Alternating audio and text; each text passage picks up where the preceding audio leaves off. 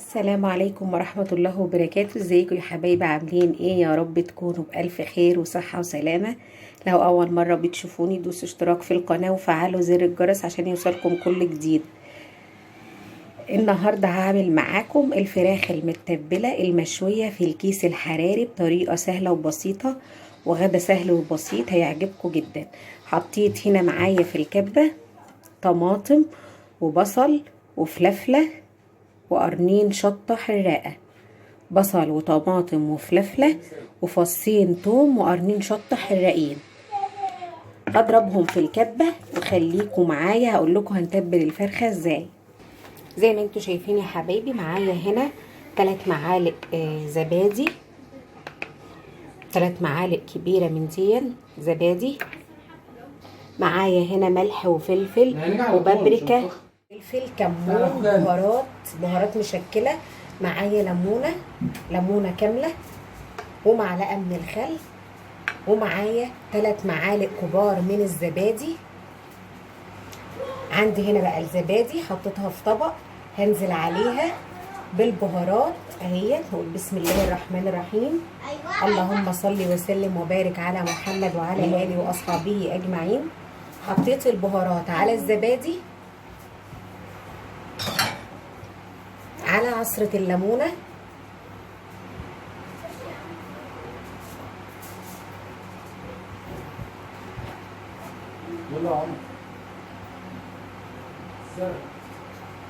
الليمونة اللي انا عصرتها هسيبها مش هرميها اهي، هسيبها هنا على جنب. معايا شوية من الزيت هحطهم على البهارات والزبادي، شوية من الزيت.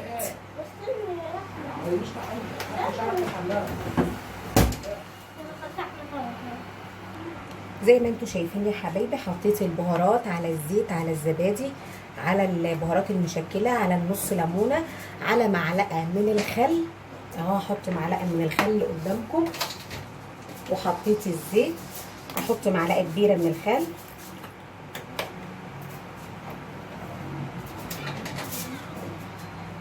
زي ما انتوا شايفين يا حبايبي، ضربت البصل على الفلفلة، على الطماطمايه الصغيره، على قرنين من الشطه، على 3 فصوص من الثوم. ضربتهم في الكبه ناعم زي ما انتوا شايفينهم كده، ضربتهم في الكبه ناعم خالص. معايا شويه من الكاتشب بحطهم على الزبادي، معلقه كبيره من الكاتشب.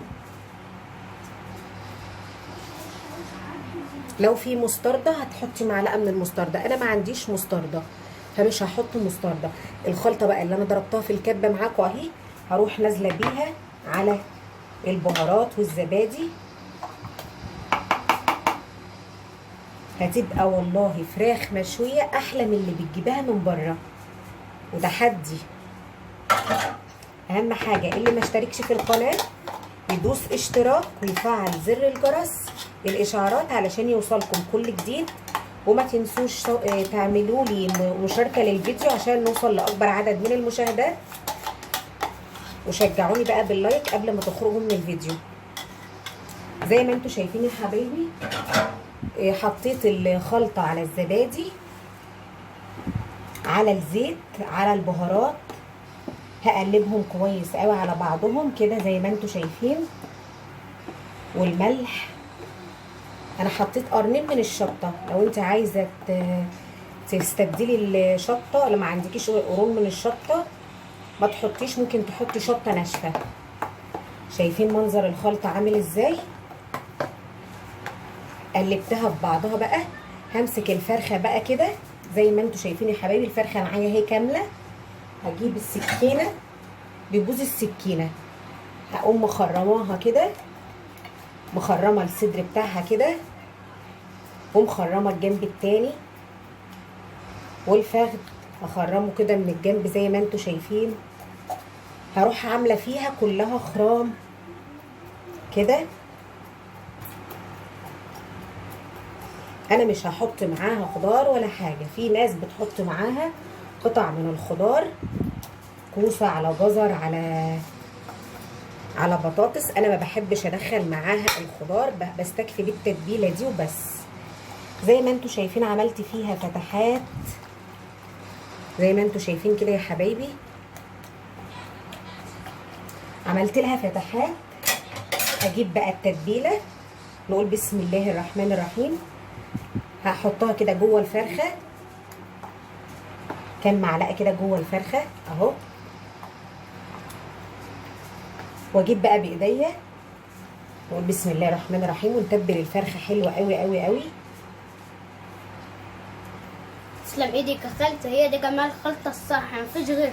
النهارده يا احمد ابن اختي بيت عندي، وقلت اعمل له بقى اكله جديده. قال لي هتاكليني ايه يا خالته؟ قلت له هاكلك حاجه فراخ بقى مشويه زي اللي انت بتجيبها من بره، واطعم كمان. ومعاها بقى الرز الاصفر الحلو اللي انتوا بتحبوه. هتبلها كده زي ما انتوا شايفين.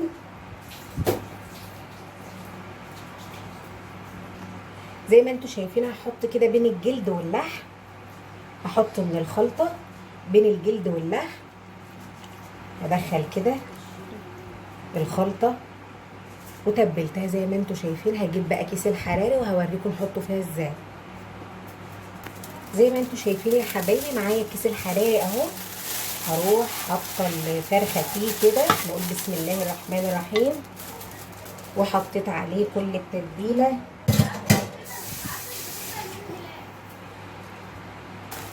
زي ما انتوا شايفين يا حبايبي حطيته كده في الكيس الحراري، وهقفل عليه.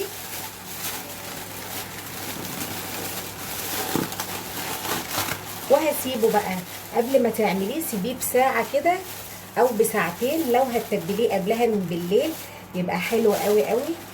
اهوت جهز معايا اهو في التتبيله. لازم الفرخه تشرب من التتبيله حلوه قوي. هروح بقى جايبه صينيه زي ما انتوا شايفين يا حبايبي. انا دلوقتي حطيتها في الصينيه، وهحط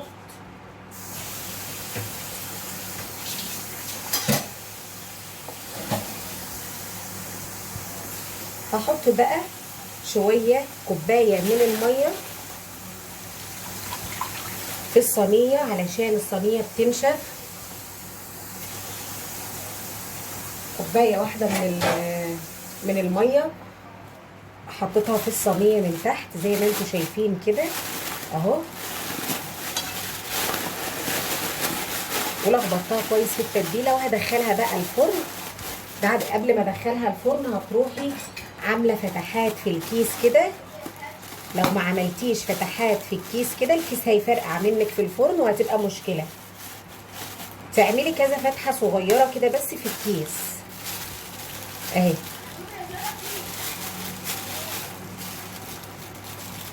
فتحات بسيطه خالص في الكيس كده، وادخلها بقى الفرن.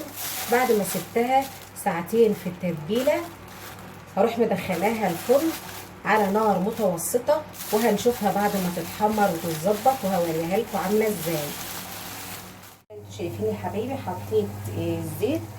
هنزل ببصلايه صغيره مبشوره، بصله صغيره مبشوره.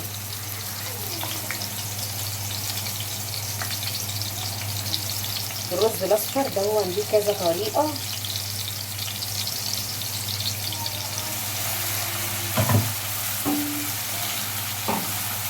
طبعا في ناس بتعمله من غير البصل وفي ناس بتعمله بالبصل.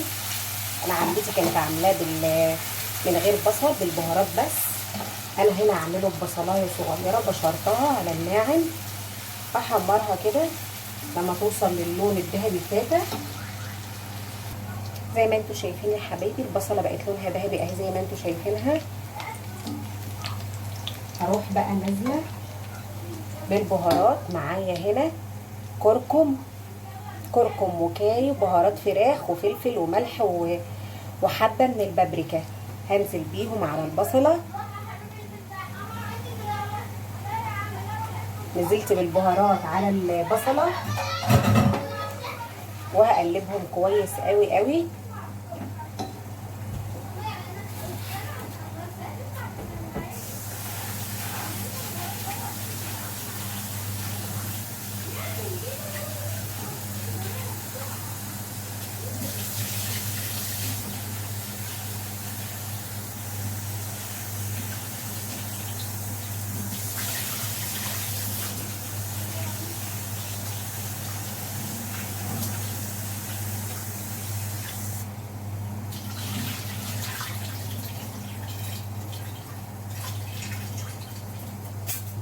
اتحمصت البهارات معايا، هروح نازله بالرز. بسم الله الرحمن الرحيم.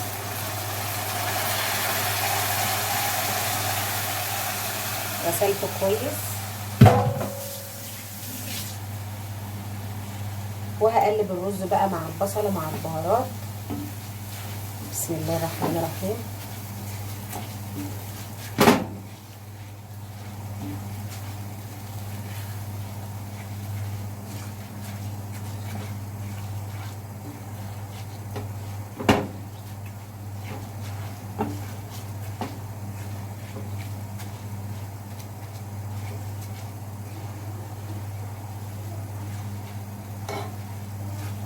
هنزل بقى بالميه،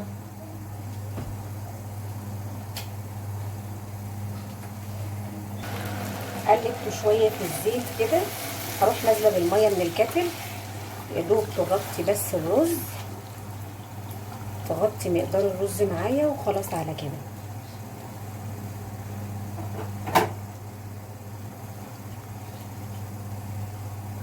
زي ما انتوا شايفين يا حبايبي كده.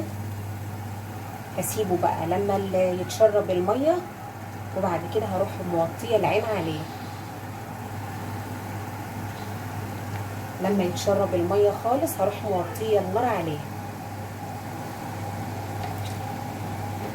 وعندي الفراخ لسه في الفرن هتتحمر وهطلعها ويكون الرز خلص، ونقدم مع بعض الاكل بطريقه تعجبكم وتكون نالت رضاكم. وبجد بشكر كل مشترك جديد في قناتي، انا هكبر بيكم وانتوا اللي هتكبروني وهتكبروا قناتي. بشكر كل بجد حد اشترك جديد في قناتي، وبشكر كل القنوات الصغيره اللي بتشترك في قناتي. هيخلص الرز وهنقدم الاكل مع بعض. زي ما انتوا شايفين يا حبايبي، النهارده هعمل معاكم نوع من البطاطس اللي بتاكلوها في المطاعم، اسمها بطاطس وينفيجز. هي من نوع من البطاطس المسلوقه كده وبتتحط في الفرن بالبهارات. انا الوقت كان عندي كام بطاطسايه، غسلتهم كويس بالميه وحطيتهم في الحله وشويه ذره بس صغيره من الملح، وهسلقها يعتبر ربع سلقه، يعني مش هسلقها بس مش هتاخد السوى الكامل.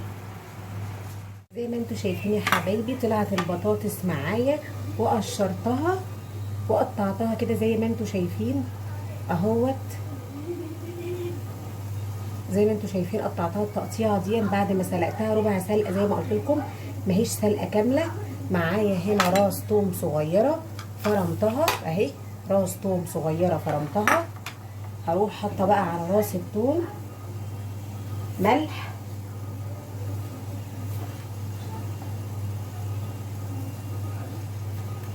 وعندي هنا كزبره، شويه من الكزبره، شويه صغيره من الكزبره، كزبره ناشفه.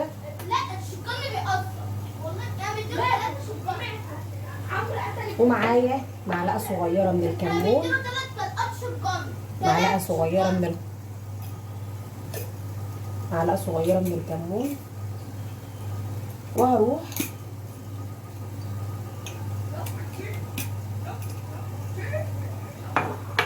كمون وكزبره وشويه من الزيت، شويه صغيرين من الزيت. لو عندك زيت زيتون حطي زيت زيتون.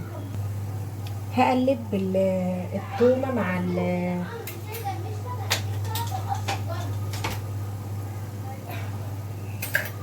التومه مع الكزبره مع الكمون مع الزيت، هقلبهم كويس قوي كده زي ما انتوا شايفين. وهروح نازله بيهم على البطاطس. بسم الله الرحمن الرحيم. مرششاهم كده على البطاطس.